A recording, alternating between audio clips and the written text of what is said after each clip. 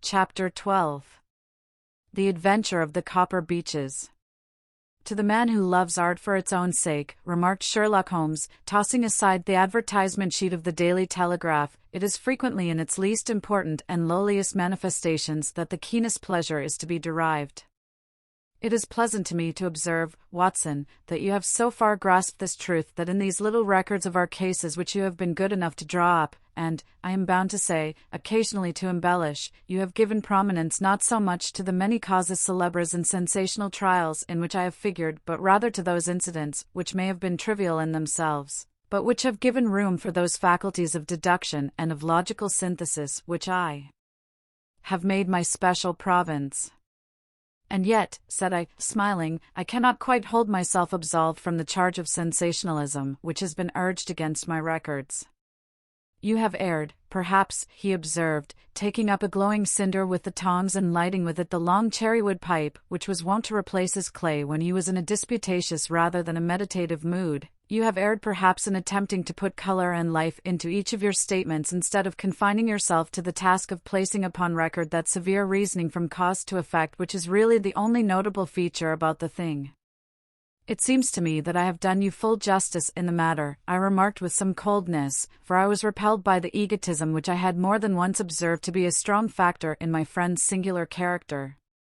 No, it is not selfishness or conceit, said he, answering, as was his wont, my thoughts rather than my words. If I claim full justice for my art, it is because it is an impersonal thing, a thing beyond myself. Crime is common. Logic is rare. Therefore, it is upon the logic rather than upon the crime that you should dwell. You have degraded what should have been a course of lectures into a series of tales. It was a cold morning of the early spring, and we sat after breakfast on either side of a cheery fire in the old room at Baker Street. A thick fog rolled down between the lines of dun-colored houses, and the opposing windows loomed like dark, shapeless blurs through the heavy yellow wreaths. Our gas was lit and shone on the white cloth and glimmer of china and metal, for the table had not been cleared yet. Sherlock Holmes had been silent all the morning, dipping continuously into the advertisement columns of a succession of papers until at last, having apparently given up his search, he had emerged in no very sweet temper to lecture me upon my literary shortcomings. At the same time, he remarked after a pause, during which he had sat puffing at his long pipe and gazing down into the fire, you can hardly be open to a charge of sensationalism, for out of these cases, which you have been so kind as to interest yourself in, a fair proportion do not treat of crime, in its legal sense, at all. The small matter in which I endeavored to help the King of Bohemia, the singular experience of Miss Mary Sutherland, the problem connected with the man with the twisted lip, and the incident of the noble bachelor, were all matters which are outside the pale of the law. But in avoiding the sensational, I fear that you may have bordered on the trivial.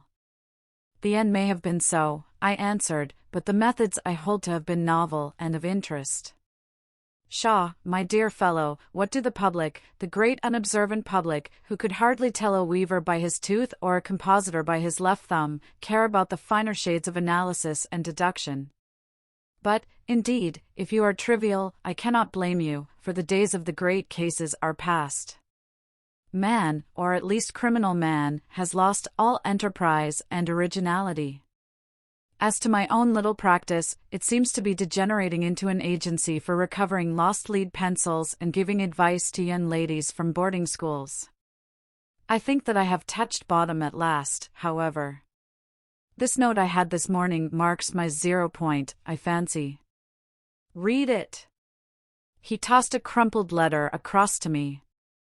It was dated from Montague Place upon the preceding evening, and ran thus: Dear Mr. Holmes, I am very anxious to consult you as to whether I should or should not accept a situation which has been offered to me as governess. I shall call at 10:30 tomorrow if I do not inconvenience you. Yours faithfully, Violet Hunter. Do you know the young lady? I asked. Not I. It is 10:30 now. Yes, and I have no doubt that is her ring. It may turn out to be of more interest than you think. You remember that the affair of the blue carbuncle, which appeared to be a mere whim at first, developed into a serious investigation. It may be so in this case, also. Well, let us hope so. But our doubts will very soon be solved, for here, unless I am much mistaken, is the person in question. As he spoke, the door opened and a young lady entered the room. She was plainly but neatly dressed, with a bright, quick face, freckled like a plover's egg, and with the brisk manner of a woman who has had her own way to make in the world. "You will excuse my troubling you, I am sure," said she, as my companion rose to greet her, "but I have had a very strange experience, and as I have no parents or relations of any sort from whom I could ask advice, I thought that perhaps you would be kind enough to tell me what I should do." "Pray take a seat, Miss Hunter. I shall be happy to do anything that I can to serve you." I could see that Holmes was favorably impressed by the manner and speech of his new client. He looked her over in his searching fashion, and then composed himself, with his lids drooping and his fingertips together, to listen to her story. "I have been a governess for 5 years," said she, "in the family of Colonel Spence Monroe, but 2 months ago the Colonel received an appointment at Halifax, in Nova Scotia, and took his children over to America with him, so that I found myself without a situation. I advertised, and I answered advertisements, but without success. At last the little money which I had saved began to run short, and I was at my wits' end as to what I should do. There is a well-known agency for governesses in the West End called Westways, and there I used to call about once a week in order to see whether anything had turned up which might suit me. Westway was the name of the founder of the business, but it is really managed by Miss Stoper. She sits in her own little office, and the ladies who are seeking employment wait in an anteroom, and are then shown in one by one, when she consults her ledgers and sees whether she has anything which would suit them. Well, when I called last week I was shown into the little office as usual, but I found that Miss Stoper was not alone. A prodigiously stout man with a very smiling face and a great heavy chin which rolled down in fold upon fold over his throat sat at her elbow with a pair of glasses on his nose, looking very earnestly at the ladies who entered.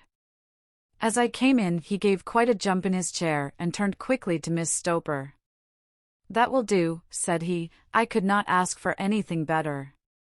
"Capital! Capital!" He seemed quite enthusiastic and rubbed his hands together in the most genial fashion. He was such a comfortable-looking man that it was quite a pleasure to look at him. "You are looking for a situation, miss?" he asked. "Yes, sir." "As governess?" "Yes, sir." "And what salary do you ask?" "I had £4 a month in my last place with Colonel Spence Monroe." "Oh, tut, tut!" Sweating, rank sweating, he cried, throwing his fat hands out into the air like a man who is in a boiling passion. How could anyone offer so pitiful a sum to a lady with such attractions and accomplishments? "My accomplishments, sir, may be less than you imagine," said I. "A little French, a little German, music, and drawing." "Tut, tut!" he cried. "This is all quite beside the question. The point is, have you or have you not the bearing and deportment of a lady? There it is in a nutshell. If you have not, you are not fitted for the rearing of a child who may some day play a considerable part in the history of the country. But if you have, why, then, how could any gentleman ask you to condescend to accept anything under the 3 figures? Your salary with me, madam, would commence at £100 a year. You may imagine, Mr. Holmes, that to me, destitute as I was, such an offer seemed almost too good to be true. The gentleman, however, seeing perhaps the look of incredulity upon my face, opened a pocket-book and took out a note. "It is also my custom," said he, smiling in the most pleasant fashion until his eyes were just 2 little shining slits amid the white creases of his face, "to advance to my young ladies half their salary beforehand, so that they may meet any little expenses of their journey and their wardrobe." It seemed to me that I had never met so fascinating and so thoughtful a man. As I was already in debt to my tradesmen, the advance was a great convenience, and yet there was something unnatural about the whole transaction which made me wish to know a little more before I quite committed myself. "May I ask where you live, sir?" said I. "Hampshire." "Charming rural place. The Copper Beeches, 5 miles on the far side of Winchester." It is the most lovely country, my dear young lady, and the dearest old country house. And my duties, sir? I should be glad to know what they would be. One child, one dear little romper just 6 years old. Oh, if you could see him killing cockroaches with a slipper. Smack! Smack! Smack! 3 gone before you could wink. He leaned back in his chair and laughed his eyes into his head again. I was a little startled at the nature of the child's amusement, but the father's laughter made me think that perhaps he was joking. My sole duties, then, I asked, are to take charge of a single child? No, no, not the soul, my dear young lady, he cried. Your duty would be, as I am sure your good sense would suggest, to obey any little commands my wife might give, provided always that they were such commands as a lady might with propriety obey. You see no difficulty, eh? I should be happy to make myself useful. Quite so. In dress now, for example. We are fatty people, you know, fatty but kind-hearted. If you were asked to wear any dress which we might give you, you would not object to our little whim. Eh? No, said I, considerably astonished at his words. Or to sit here, or sit there, that would not be offensive to you? Oh, no. Or to cut your hair quite short before you come to us? I could hardly believe my ears. As you may observe, Mr. Holmes, my hair is somewhat luxuriant and of a rather peculiar tint of chestnut. It has been considered artistic. I could not dream of sacrificing it in this offhand fashion. I am afraid that that is quite impossible, said I. He had been watching me eagerly out of his small eyes, and I could see a shadow pass over his face as I spoke. I am afraid that it is quite essential, said he. It is a little fancy of my wife's, and ladies' fancies, you know, madam, ladies' fancies must be consulted. And so you won't cut your hair? No, sir, I really could not, I answered firmly. Ah, very well, then that quite settles the matter. It is a pity, because in other respects you would really have done very nicely. In that case, Miss Stoper, I had best inspect a few more of your young ladies. The manageress had sat all this while busy with her papers without a word to either of us, but she glanced at me now with so much annoyance upon her face that I could not help suspecting that she had lost a handsome commission through my refusal. Do you desire your name to be kept upon the books? She asked. If you please, Miss Stoper. Well, really, it seems rather useless, since you refuse the most excellent offers in this fashion, said she sharply. You can hardly expect us to exert ourselves to find another such opening for you. Good day to you, Miss Hunter. She struck a gong upon the table, and I was shown out by the page. Well, Mr. Holmes, when I got back to my lodgings and found little enough in the cupboard, and 2 or 3 bills upon the table, I began to ask myself whether I had not done a very foolish thing. After all, if these people had strange fads and expected obedience on the most extraordinary matters, they were at least ready to pay for their eccentricity. Very few governesses in England are getting £100 a year. Besides, what use was my hair to me? Many people are improved by wearing it short, and perhaps I should be among the number. Next day I was inclined to think that I had made a mistake, and by the day after I was sure of it. I had almost overcome my pride so far as to go back to the agency and inquire whether the place was still open when I received this letter from the gentleman himself. I have it here, and I will read it to you. The Copper Beeches, near Winchester. Dear Miss Hunter, Miss Stoper has very kindly given me your address, and I write from here to ask you whether you have reconsidered your decision. My wife is very anxious that you should come, for she has been much attracted by my description of you. We are willing to give £30 a quarter, or £120 a year, so as to recompense you for any little inconvenience which our fads may cause you. They are not very exacting, after all.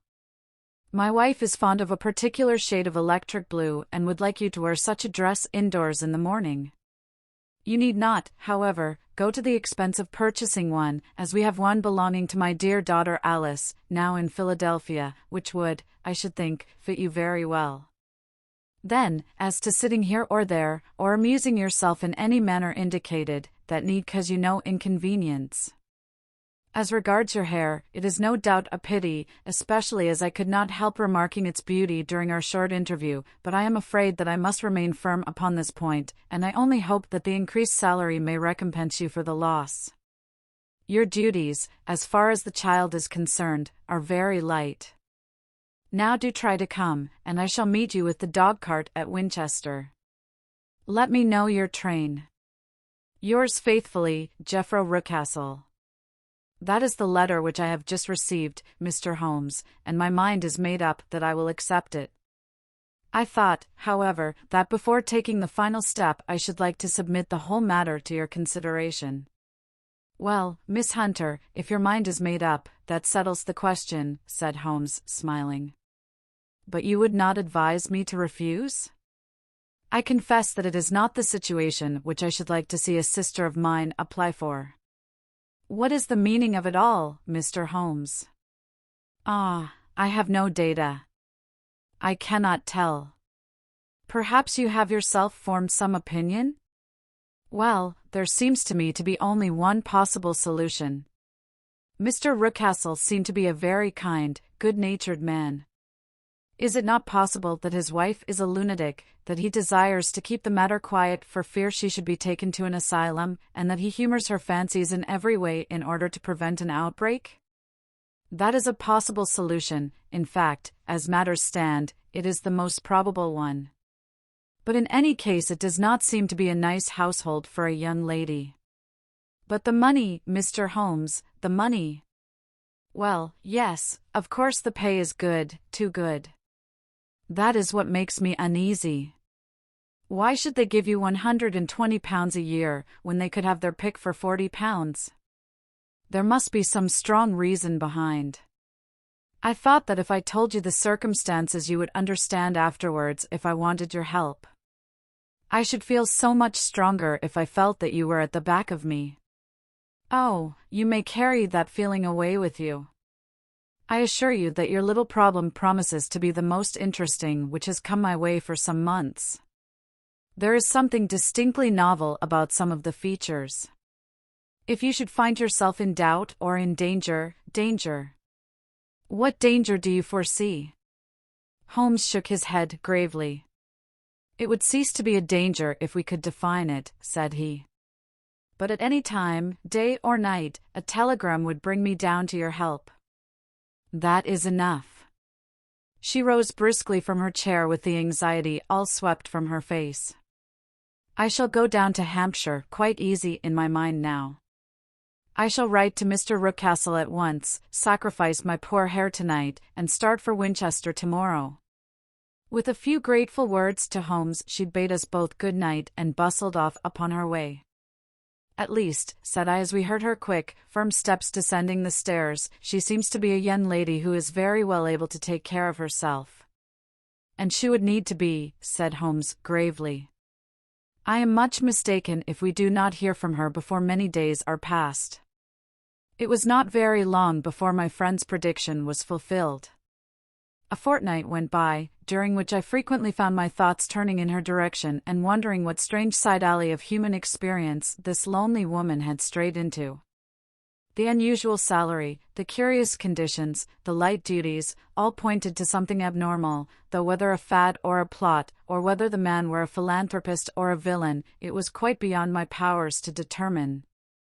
As to Holmes, I observed that he sat frequently for half an hour on end, with knitted brows and an abstracted air, but he swept the matter away with a wave of his hand when I mentioned it. Data! Data! Data! He cried impatiently. I can't make bricks without clay. And yet he would always wind up by muttering that no sister of his should ever have accepted such a situation. The telegram which we eventually received came late one night, just as I was thinking of turning in, and Holmes was settling down to one of those all-night chemical researches, which he frequently indulged in, when I would leave him stooping over a retort and a test tube at night, and find him in the same position when I came down to breakfast in the morning. He opened the yellow envelope, and then, glancing at the message, threw it across to me. "Just look up the trains in Bradshaw," said he, and turned back to his chemical studies. The summons was a brief and urgent one. "Please be at the Black Swan Hotel at Winchester at midday tomorrow," it said. "Do come." I am at my wit's end. Hunter. "Will you come with me?" asked Holmes, glancing up. "I should wish to." "Just look it up, then." "There is a train at 9:30, said I, glancing over my Bradshaw. "It is due at Winchester at 11:30. "That will do very nicely." "Then perhaps I had better postpone my analysis of the acetones, as we may need to be at our best in the morning." By 11 o'clock the next day we were well upon our way to the old English capital. Holmes had been buried in the morning papers all the way down, but after we had passed the Hampshire border he threw them down and began to admire the scenery. It was an ideal spring day, a light blue sky, flecked with little fleecy white clouds drifting across from west to east. The sun was shining very brightly, and yet there was an exhilarating nip in the air, which set an edge to a man's energy. All over the countryside, away to the rolling hills around Aldershot, the little red and grey roofs of the farmsteadings peeped out from amid the light green of the new foliage. "Are they not fresh and beautiful?" I cried with all the enthusiasm of a man fresh from the fogs of Baker Street. But Holmes shook his head gravely. "Do you know, Watson," said he, "that it is one of the curses of a mind with a turn like mine that I must look at everything with reference to my own special subject. You look at these scattered houses, and you are impressed by their beauty.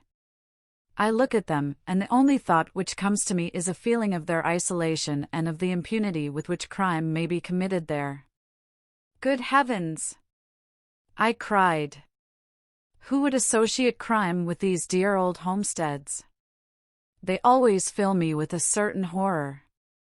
It is my belief, Watson, founded upon my experience, that the lowest and vilest alleys in London do not present a more dreadful record of sin than does the smiling and beautiful countryside. You horrify me. But the reason is very obvious. The pressure of public opinion can do in the town what the law cannot accomplish. There is no lane so vile that the scream of a tortured child, or the thud of a drunkard's blow, does not beget sympathy and indignation among the neighbors, and then the whole machinery of justice is ever so close that a word of complaint can set it going, and there is but a step between the crime and the dock. But look at these lonely houses, each in its own fields, filled for the most part with poor ignorant folk who know little of the law. Think of the deeds of hellish cruelty, the hidden wickedness, which may go on, year in, year out, in such places, and none the wiser. Had this lady who appeals to us for help gone to live in Winchester, I should never have had a fear for her. It is the 5 miles of country which makes the danger. Still, it is clear that she is not personally threatened. No. If she can come to Winchester to meet us, she can get away. Quite so. She has her freedom. What can be the matter, then? Can you suggest no explanation? I have devised 7 separate explanations, each of which would cover the facts as far as we know them.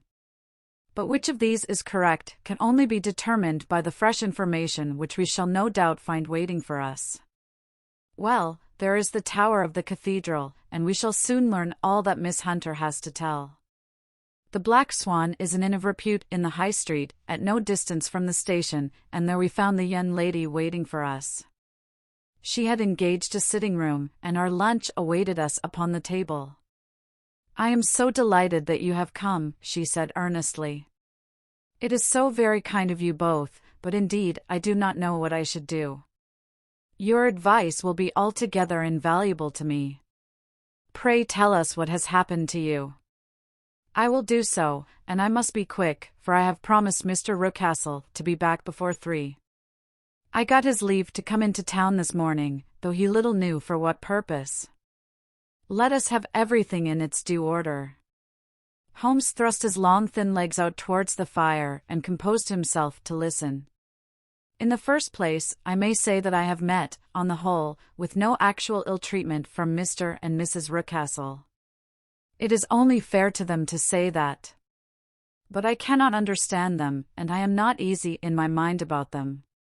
What can you not understand? Their reasons for their conduct. But you shall have it all just as it occurred. When I came down, Mr. Rucastle met me here and drove me in his dog-cart to the Copper Beeches. It is, as he said, beautifully situated, but it is not beautiful in itself, for it is a large square block of a house, whitewashed, but all stained and streaked with damp and bad weather. There are grounds round it, woods on 3 sides, and on the 4th a field which slopes down to the Southampton highroad, which curves past about 100 yards from the front door. This ground in front belongs to the house, but the woods all round are part of Lord Southerton's preserves. A clump of copper beeches immediately in front of the hall door has given its name to the place. I was driven over by my employer, who was as amiable as ever, and was introduced by him that evening to his wife and the child. There was no truth, Mr. Holmes, in the conjecture which seemed to us to be probable in your rooms at Baker Street. Mrs. Rucastle is not mad. I found her to be a silent, pale-faced woman, much younger than her husband, not more than 30, I should think, while he can hardly be less than 45. From their conversation I have gathered that they have been married about 7 years, that he was a widower, and that his only child by the first wife was the daughter who has gone to Philadelphia. Mr. Rucastle told me in private that the reason why she had left them was that she had an unreasoning aversion to her stepmother. As the daughter could not have been less than 20, I can quite imagine that her position must have been uncomfortable with her father's young wife. Mrs. Rucastle seemed to me to be colorless in mind as well as in feature. She impressed me neither favorably nor the reverse. She was a nonentity. It was easy to see that she was passionately devoted both to her husband and to her little son. Her light gray eyes wandered continually from one to the other, noting every little want and forestalling it if possible. He was kind to her also in his bluff, boisterous fashion, and on the whole they seemed to be a happy couple. And yet she had some secret sorrow, this woman. She would often be lost in deep thought, with the saddest look upon her face. More than once I have surprised her in tears. I have thought sometimes that it was the disposition of her child which weighed upon her mind, for I have never met so utterly spoiled and so ill-natured a little creature. He is small for his age, with a head which is quite disproportionately large. His whole life appears to be spent in an alternation between savage fits of passion and gloomy intervals of sulking. Giving pain to any creature weaker than himself seems to be his one idea of amusement, and he shows quite remarkable talent in planning the capture of mice, little birds, and insects. But I would rather not talk about the creature, Mr. Holmes, and, indeed, he has little to do with my story. I am glad of all details, remarked my friend, whether they seem to you to be relevant or not. I shall try not to miss anything of importance. The one unpleasant thing about the house, which struck me at once, was the appearance and conduct of the servants. There are only 2, a man and his wife. Toller, for that is his name, is a rough, uncouth man, with grizzled hair and whiskers, and a perpetual smell of drink. Twice since I have been with them he has been quite drunk, and yet Mr. Rucastle seemed to take no notice of it. His wife is a very tall and strong woman with a sour face, as silent as Mrs. Rucastle and much less amiable. They are a most unpleasant couple, but fortunately I spend most of my time in the nursery and my own room, which are next to each other in one corner of the building. For 2 days after my arrival at the Copper Beeches my life was very quiet. On the 3rd, Mrs. Rucastle came down just after breakfast and whispered something to her husband. And now I have a very strange experience to tell you. I had, as you know, cut off my hair in London, and I had placed it in a great coil at the bottom of my trunk. One evening, after the child was in bed, I began to amuse myself by examining the furniture of my room and by rearranging my own little things. There was an old chest of drawers in the room, the two upper ones empty and open, the lower one locked. I had filled the first two with my linen, and as I had still much to pack away, I was naturally annoyed at not having the use of the third drawer. It struck me that it might have been fastened by a mere oversight, so I took out my bunch of keys and tried to open it. The very first key fitted to perfection, and I drew the drawer open. There was only one thing in it, but I am sure that you would never guess what it was. It was my coil of hair. I took it up and examined it. It was of the same peculiar tint and the same thickness. But then the impossibility of the thing obtruded itself upon me. How could my hair have been locked in the drawer? With trembling hands I undid my trunk, turned out the contents, and drew from the bottom my own hair. I laid the two trusses together, and I assure you that they were identical. Was it not extraordinary? Puzzle as I would, I could make nothing at all of what it meant. I returned the strange hair to the drawer, and I said nothing of the matter to the Rookcastles, as I felt that I had put myself in the wrong by opening a drawer which they had locked. I am naturally observant, as you may have remarked, Mr. Holmes, and I soon had a pretty good plan of the whole house in my head. There was one wing, however, which appeared not to be inhabited at all. A door which faced that which led into the quarters of the Tollers opened into this suite, but it was invariably locked. One day, however, as I ascended the stair, I met Mr. Rookcastle coming out through this door, his keys in his hand, and a look on his face which made him a very different person to the round, jovial man to whom I was accustomed. His cheeks were red, his brow was all crinkled with anger, and the veins stood out at his temples with passion. He locked the door and hurried past me without a word or a look. This aroused my curiosity, so when I went out for a walk in the grounds with my charge, I strolled round to the side from which I could see the windows of this part of the house. There were 4 of them in a row, 3 of which were simply dirty, while the 4th was shuttered up. They were evidently all deserted. As I strolled up and down, glancing at them occasionally, Mr. Rookcastle came out to me, looking as merry and jovial as ever. "Ah," said he, "you must not think me rude if I passed you without a word, my dear young lady. I was preoccupied with business matters." I assured him that I was not offended. "By the way," said I, "you seem to have quite a suite of spare rooms up there, and one of them has the shutters up."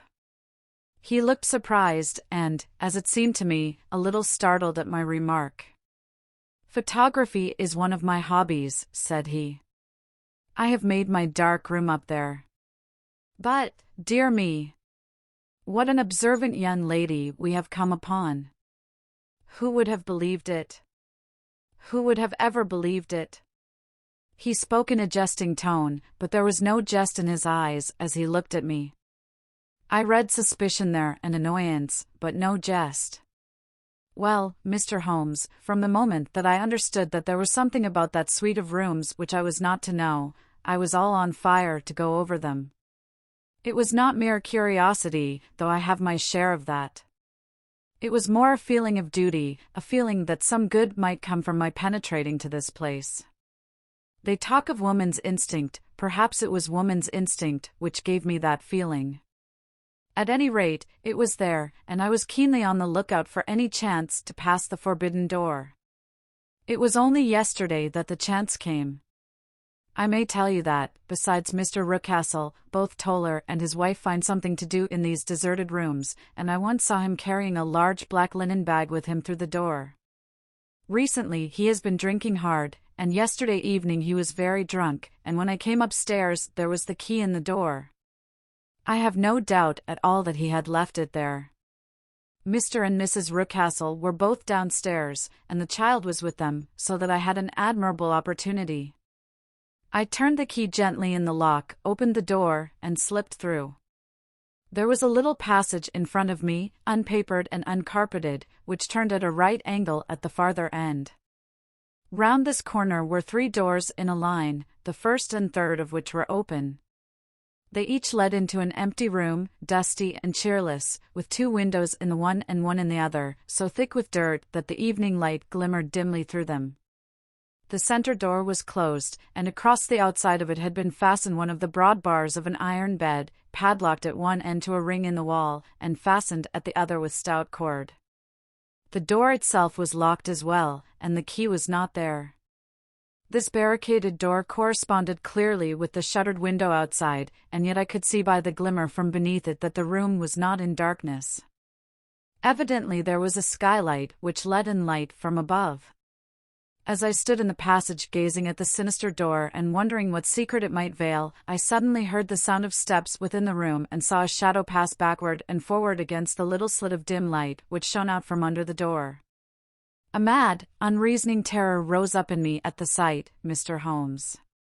My overstrung nerves failed me suddenly, and I turned and ran as though some dreadful hand were behind me clutching at the skirt of my dress.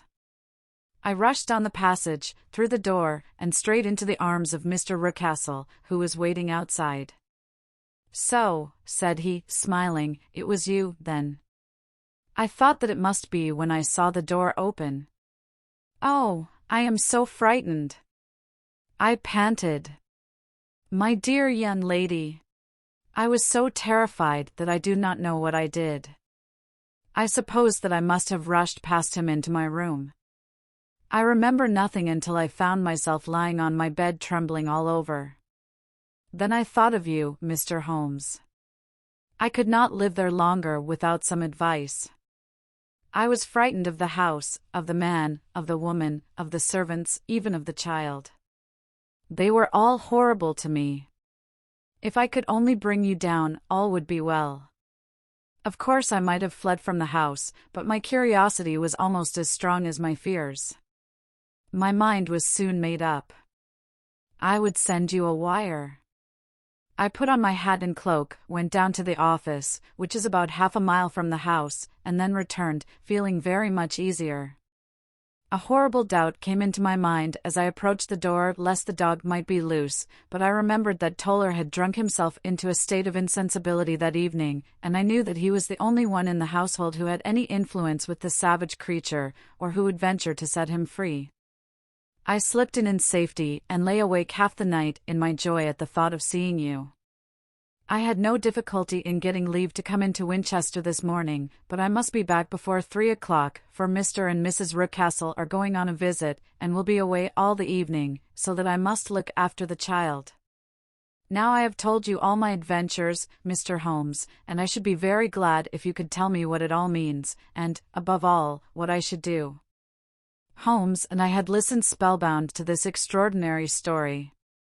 My friend rose now and paced up and down the room, his hands in his pockets, and an expression of the most profound gravity upon his face. "Is Toller still drunk?" he asked. "Yes. I heard his wife tell Mrs. Rucastle that she could do nothing with him." "That is well. And the Rucastles go out tonight?" "Yes." "Is there a cellar with a good strong lock?"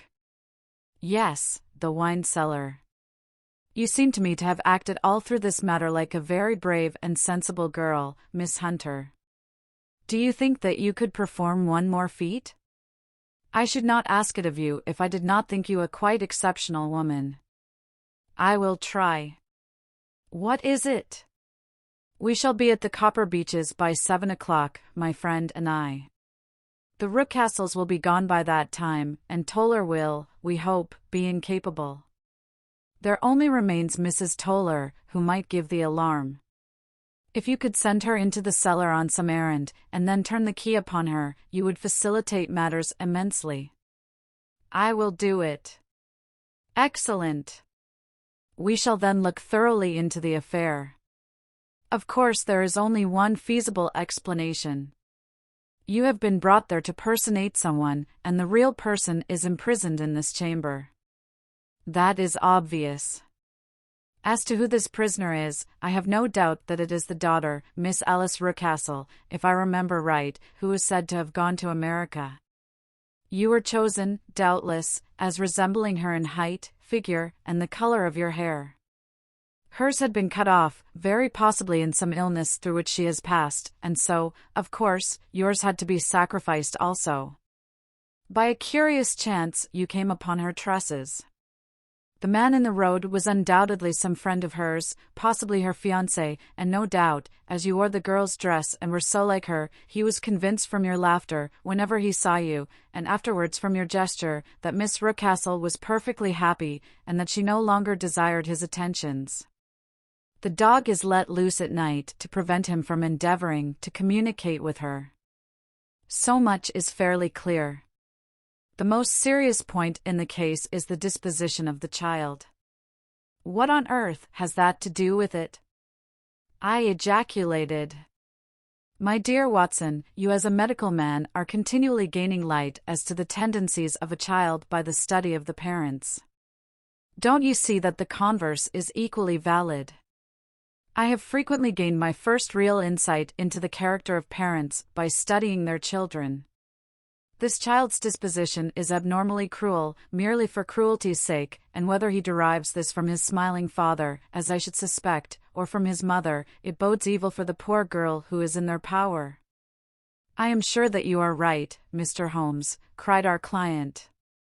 1,000 things come back to me which make me certain that you have hit it.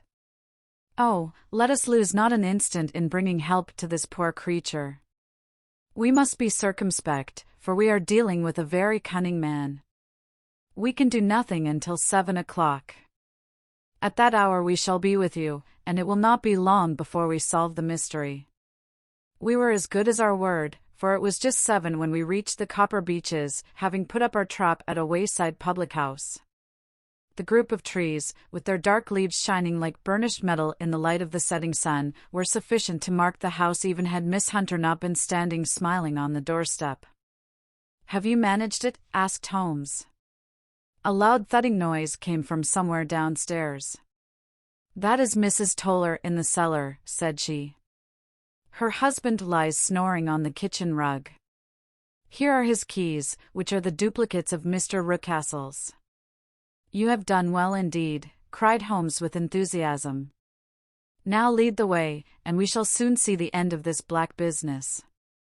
We passed up the stair, unlocked the door, followed on down a passage, and found ourselves in front of the barricade which Miss Hunter had described. Holmes cut the cord and removed the transverse bar. Then he tried the various keys in the lock, but without success. No sound came from within, and at the silence Holmes' face clouded over. I trust that we are not too late, said he. I think, Miss Hunter, that we had better go in without you. Now, Watson, put your shoulder to it, and we shall see whether we cannot make our way in. It was an old rickety door and gave at once before our united strength. Together we rushed into the room. It was empty. There was no furniture save a little pallet bed, a small table, and a basketful of linen. The skylight above was open, and the prisoner gone. There has been some villainy here, said Holmes. This beauty has guessed Miss Hunter's intentions and has carried his victim off. But how? Through the skylight. We shall soon see how he managed it. He swung himself up onto the roof. Ah, yes, he cried, here's the end of a long light ladder against the eaves. That is how he did it. But it is impossible, said Miss Hunter, the ladder was not there when the Ruckcastles went away. He has come back and done it. I tell you that he is a clever and dangerous man.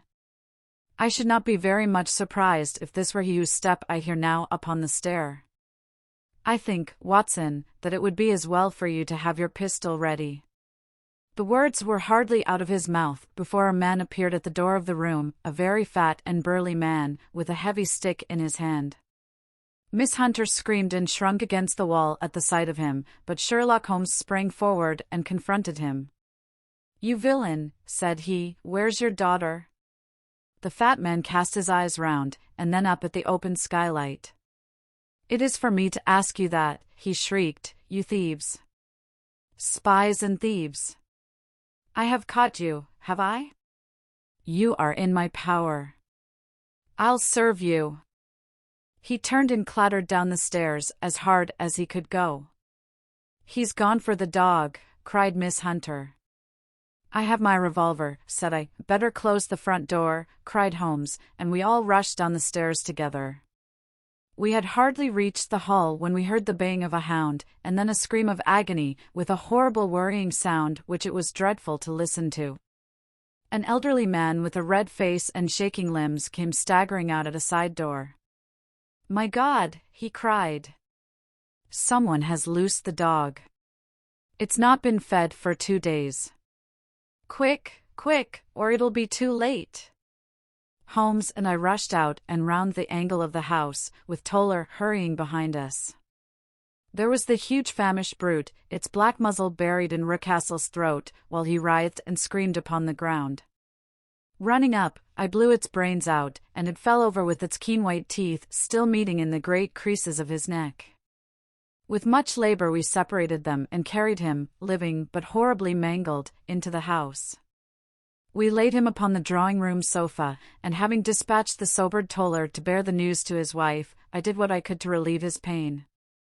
We were all assembled round him when the door opened, and a tall, gaunt woman entered the room. "Mrs. Toller," cried Miss Hunter. "Yes, miss. Mr. Ruckcastle let me out when he came back before he went up to you." "Ah, miss, it is a pity you didn't let me know what you were planning, for I would have told you that your pains were wasted."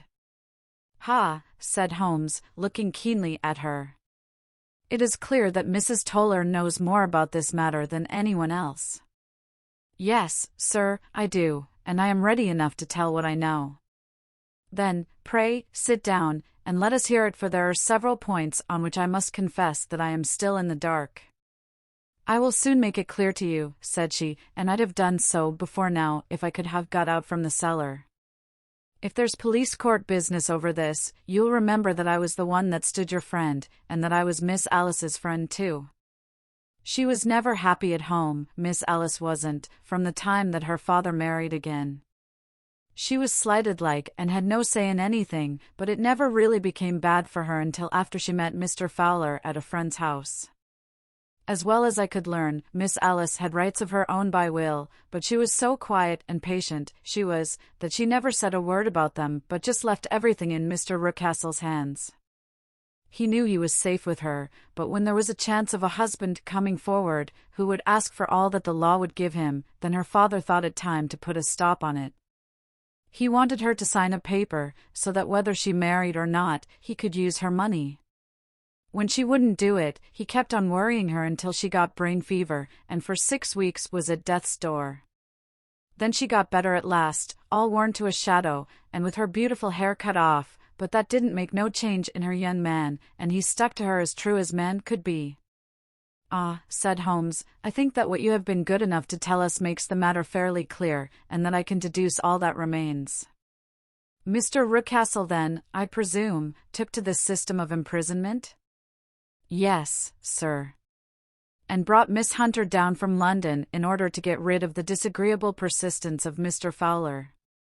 "That was it, sir.